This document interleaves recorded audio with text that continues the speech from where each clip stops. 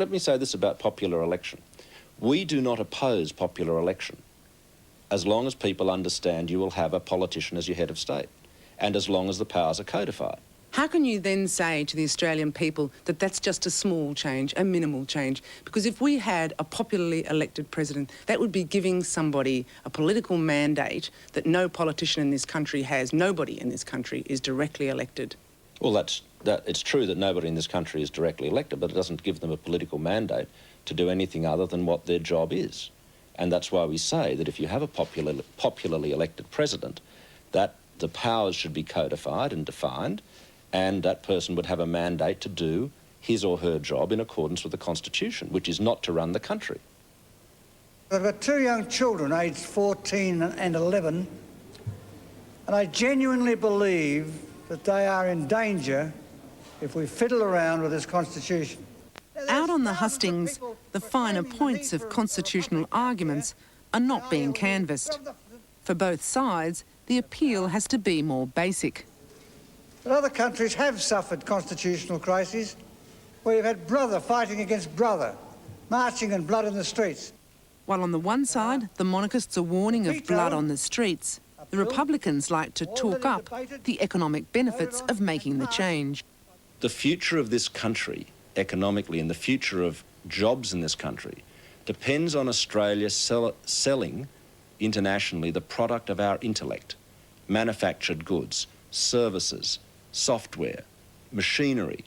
And when you sell the product of a country's intellect, or when a foreigner buys that, they buy the country. When you buy a watch that is made in Switzerland, part of your decision is because you have a view about the Swiss and the quality of their craftsmanship. But not their constitutional arrangements. No, but it's not a question of their constitutional arrangements, it's a question of their identity. I mean, we are one of the cleverest, most innovative countries in the world, and yet we are seen as a mine and a farm. We are not seen, we're not given That's not because we've got the Queen as our head of state. It is because we don't project ourselves as being sufficiently confident Australians. Look, if you believe that confidence and commitment is irrelevant, then, what are people doing cheering on their football teams? Why do people, wear their own particular jumpers on football teams? Why is there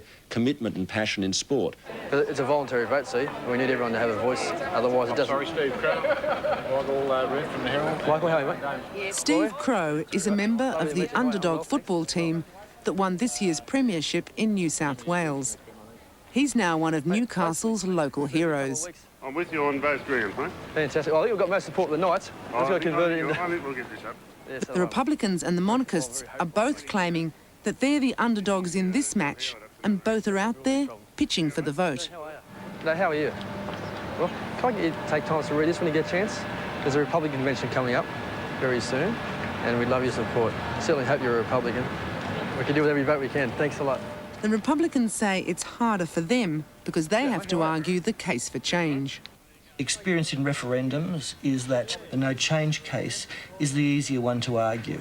This is an easier campaign for our opponents to run than us because we need to get out and explain to people at a time of anxiety in the community about change why having Australia as a head of state is desirable.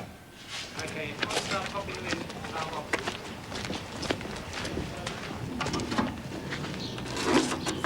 The monarchists can certainly get out the troops on the ground, but they say they're coming from behind. The opinion polls clearly favour the Republicans, and the monarchists claim the media, except Talkback Radio, is biased against them. We know that the major media has come out and declared for the Republic. Paul Kelly, for instance, will be running a personal campaign at the Australian, flat out. We know that Murdoch is. We know that the ABC has no official policy, but it can't speak of monarchists or Liberals without gagging. So we've given the last words to candidates chosen by the two main camps to make a pitch for your vote. The order was chosen by the toss of a coin. We like Australia, the way it is. Republicans are divided on what they want, but any republic would give all Australians another politician called a president. It would not improve our unemployment, health, environment or national identity, but would cost financially and emotionally. Why risk changing our stability, our constitution, our flag, our freedom? Vote no president. Vote 1, no republic. The Australian Republican movement believes that Australians should not be barred from any public office in our country, least of all that of head of state.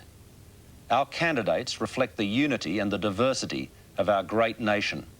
We have a moderate proposal for change, but we go to the convention with an open mind, intending to reach a consensus on the best way to ensure our head of state is one of us. Remember, the convention cannot change the Constitution. It is simply a means of taking the next step as Australia considers this issue.